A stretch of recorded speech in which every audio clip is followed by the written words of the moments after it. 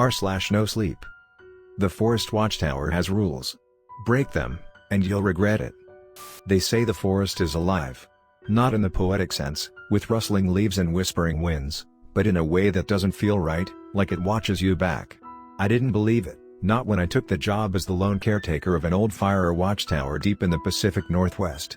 They warned me about the isolation, the long nights, and the strange rules. I figured they were just trying to scare the new guy. But they weren't kidding. The rules were listed on a laminated sheet nailed to the wall by the small kitchen. 1. Never leave the tower after dark.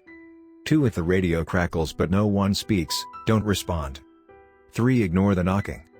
4. If you hear footsteps on the stairs and no one is scheduled to visit, lock the hatch and don't look down. 5. Under no circumstances should the light in the watchroom go out. At first, I thought they were just quirks of an outdated job, urban legends to keep rookies on edge. The first few weeks were uneventful, almost peaceful. The endless expanse of trees, the occasional deer grazing below, the fire logs with their routine reports, it was all monotonous but manageable. Then the fog rolled in. It wasn't your average mist. This fog was thick, oppressive, almost alive. It crept through the trees and up the legs of the tower like it was searching for a way inside. The first night it arrived, I sat in the watchroom, flipping through a book when the radio crackled. It wasn't static. It was breathing, labored, uneven, like someone was gasping for air. I grabbed the receiver, my voice trembling. "Hello? Is someone there?" Silence.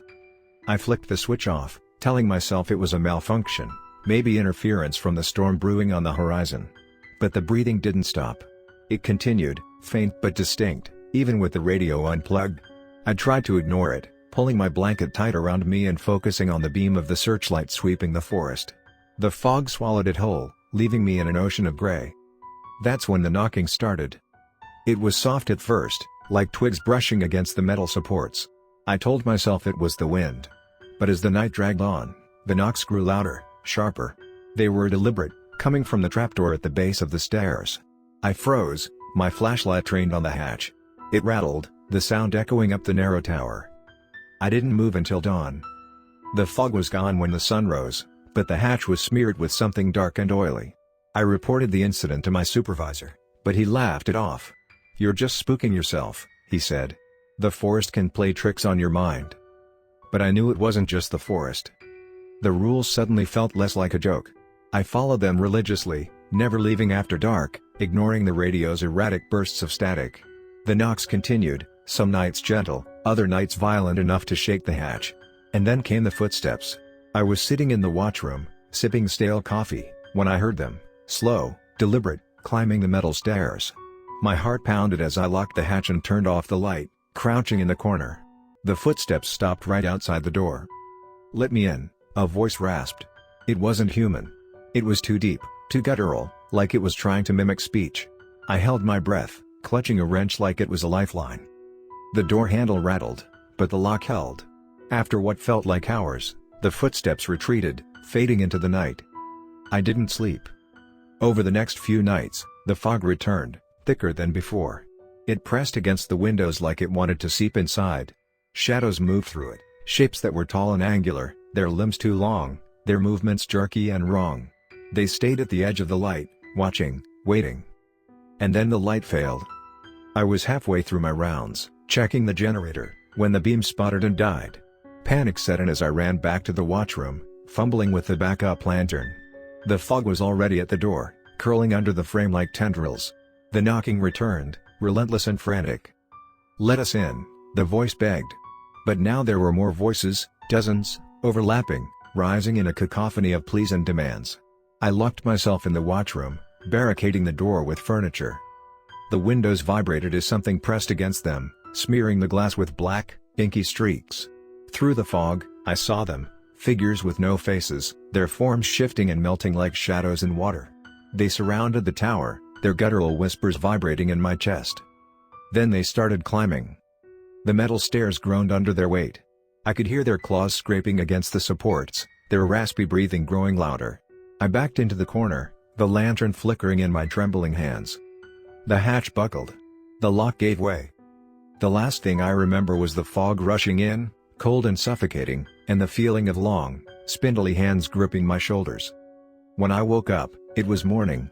The fog was gone, the watchtower was intact, and the rules sheet was missing from the wall. But the door was wide open, and on the threshold, written in dark, oily streaks, were 3 words. "We are patient." I haven't reported it. I don't think anyone would believe me. But every night since, the fog has come back. And every night, the voices get louder. I don't think I'll last much longer.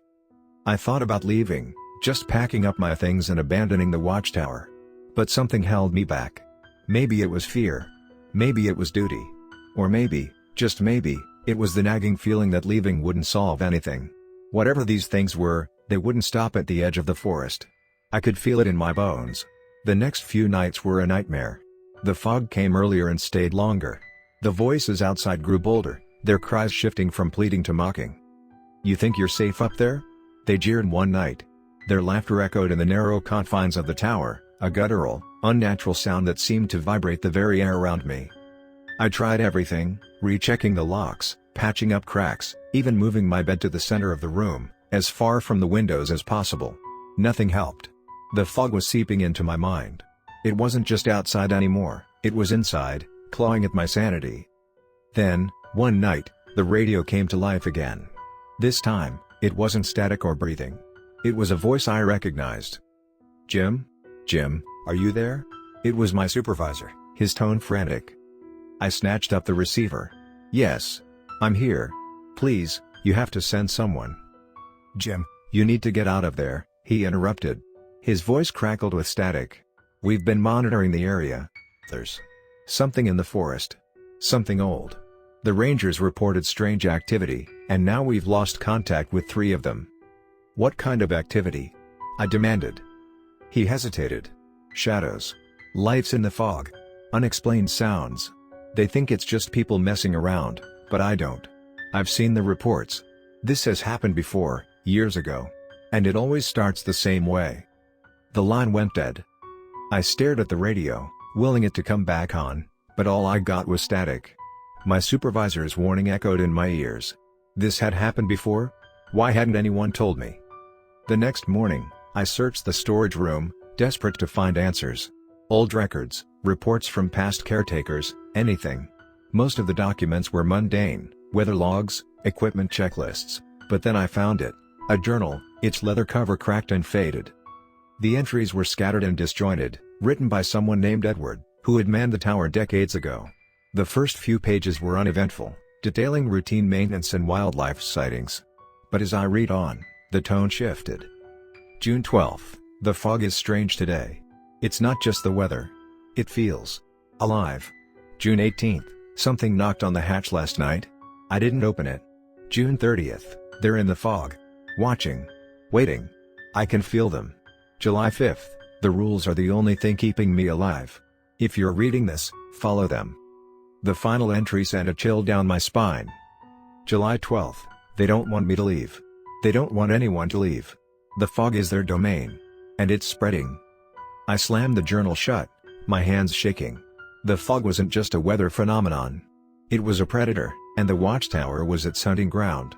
That night, I prepared for a fight. I reinforced the windows with planks from the storage room and rigged the hatch with a makeshift barricade. I even found an old flare gun and loaded it with the last of the cartridges. If they wanted in, they'd have to get through me first. The fog came as expected, thick and suffocating. The voices followed, louder and more aggressive. They called my name now, mimicking the voices of people I knew, my supervisor, my late father, even my ex-girlfriend. "Jim, let us in. It's cold out here. Jim, don't you miss me? Jim, it's your fault we're out here." The fog pressed harder against the windows, the oily streaks spreading like veins. Then came the footsteps. They were faster this time, more frantic. Whatever was out there wasn't just taunting me anymore. It wanted in. The barricade shook as the hatch buckled under the weight of something heavy. I raised the flare gun, aiming at the hatch as it gave way. A figure emerged, tall, spindly, and wrong. Its limbs were too long, its head tilted unnaturally, and its face. It had no face, just a smooth expanse of pale, glistening skin. It paused, as if studying me, before lunging. I fired.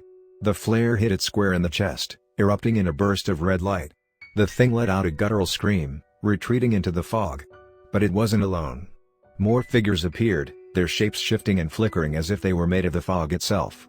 I fired again, and again, but there were too many. The light from the flares seemed to hurt them, but it wasn't enough to stop them. Desperation took over. I grabbed the lantern and hurled it at the nearest figure. The glass shattered, and the flames licked at its body, sending it writhing into the darkness. But the others kept coming. Then I remembered the journal. The rules are the only thing keeping me alive. The light. I scrambled to the watchroom and threw every switch I could find. The main light flickered, sputtered, and then roared to life, its beam cutting through the fog like a blade. The creatures recoiled, their forms dissolving into the mist. The fog itself seemed to retreat, shrinking away from the light's reach. For the first time in weeks, the forest was silent. When dawn came, the fog was gone. The tower was a wreck, broken windows, shattered furniture, and the hatch hanging off its hinges. But I was alive. I called my supervisor, demanding answers. He arrived later that day, his face pale and drawn.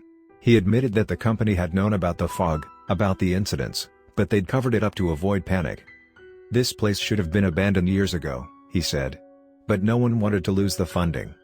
I quit that day. I packed my things and left the tower without looking back. But the nightmares followed me.